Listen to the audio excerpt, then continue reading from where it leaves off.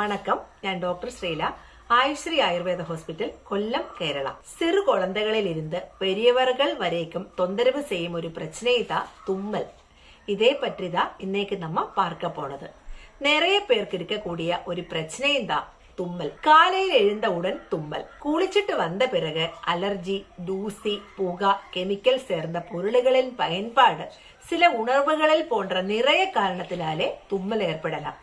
இதேபோல் பாரம்பரிய நோய் உள்ளவங்களில், அதாவது மூச்சடப்பு, ஆஸ்மா நோயின் அறிகுறியாவும் தும்மல் ஏற்படலாம். சிலவங்களில் புரிகம் த்ரெட் பண்ணும் போது தும்மல் ஏற்படலாம். இது நாடி நரம்புகளில் ஏற்படும் இரிட்டேஷன் தான் காரணம். தும்மல் ஒரு நோய் கிடையாது. ஆனா அடுக்கு தும்மல் நம்ம கவனிக்க வேண்டியதுதான். தும்மல் நம்ம அடக்கவே கூடாது. காற்று மூலமா உள்ள மലിനങ്ങൾ தான் இதுக்கு முக்கிய காரணம். மூக்கிலே சளி, சவ்வுகள், ரோமங்கள் தான் நுரையீரல் போகாமல் இதை வெளியேற்றுறதுக்கு ஹெல்ப் பண்றது. இதையும் தாண்டனா மூளையில் இருந்து சிக்னல் மூலமா தும்மல் வரும். ஆனா சில சமயங்களில் தொடர்ச்சியா தும்மல், கண்களில் இருந்து தண்ணீர் வடிவது தொடர்ந்து ஒரு வார கணக்கா இருந்தா கண்டிப்பாக அது நோய் நிலை தான். இது சைனஸ் பிரச்சனைகள் இருக்கிறவங்களில் அதிகமா இருக்கும்.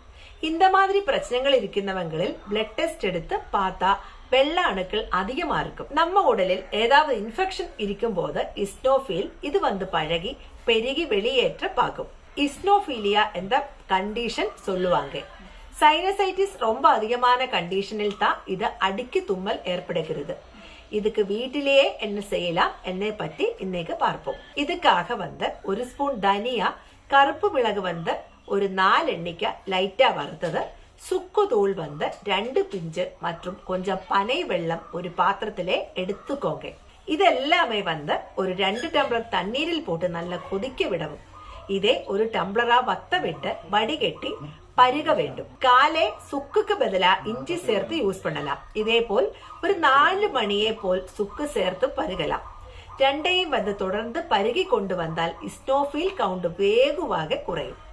மலினங்கள் வெளியேற்றுவதற்கும் ஹெல்ப் ஆகும். அடுக்கு தும்மல் சீக்கிரமா குறையும். இதை தடுக்க நிறைய தண்ணி குடிக்கலாம். ஒமேகா 3 ஃபேட்டி ஆசிட் உணவுகள், பெதாம், அலிவ் ஆயில், சிறு மீன்கள் நிறைய உணவில் சேர்த்து கொள்ளலாம். ஒரு ஸ்பூன் தேனில் ஒரு பிஞ்சு மஞ்சள் சேர்த்து தினமும் சாப்பிட்டு வந்தா தொண்டையில் ஏற்படும் பிரச்சனைகள், தும்மல், அலர்ஜி போன்றவ தடுக்கிறதுக்கு உதவும்.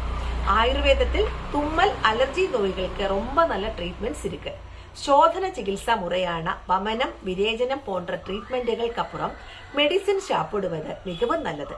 திரிஃபலா சூர்ணம், தாலிசபத்ராதி சூர்ணம், யோஷாதி வடகம் போன்ற நிறைய மருந்துகள் இதுக்காக யூஸ் பண்றாங்க. அணுதைலத்தால் நசியம் பண்றதும் மிகவும் நல்லது.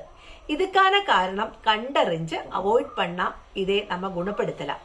நம்ம யூஸ் பண்ணக்கூடிய பொருள்கள், பெட்ஷீட், பில்லோ கவர் எல்லாமே வாஷ் பண்ணி நீட்டா வைக்கலாம். அதே போல் ஃபேன், ஏசி நீட்டா வைத்து அளவோட யூஸ் பண்ண வேண்டும்.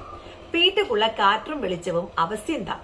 அலர்ஜி ஏற்படுத்தும் உணவுகளை தவிர்க்கலாம். அறிகுறிக்கான காரணத்தை கண்டறிஞ்சு டாக்டரை கன்சல்ட் பண்ணி ட்ரீட்மெண்ட் எடுக்க வேண்டும். உங்களோட சந்தேகங்கள் வாட்ஸ்அப் மூலமா கேட்டுக்கொள்ளலாம். இனி ஒரு நிகழ்ச்சியில் சந்திக்கும் வரைக்கும் நன்றி, வணக்கம்.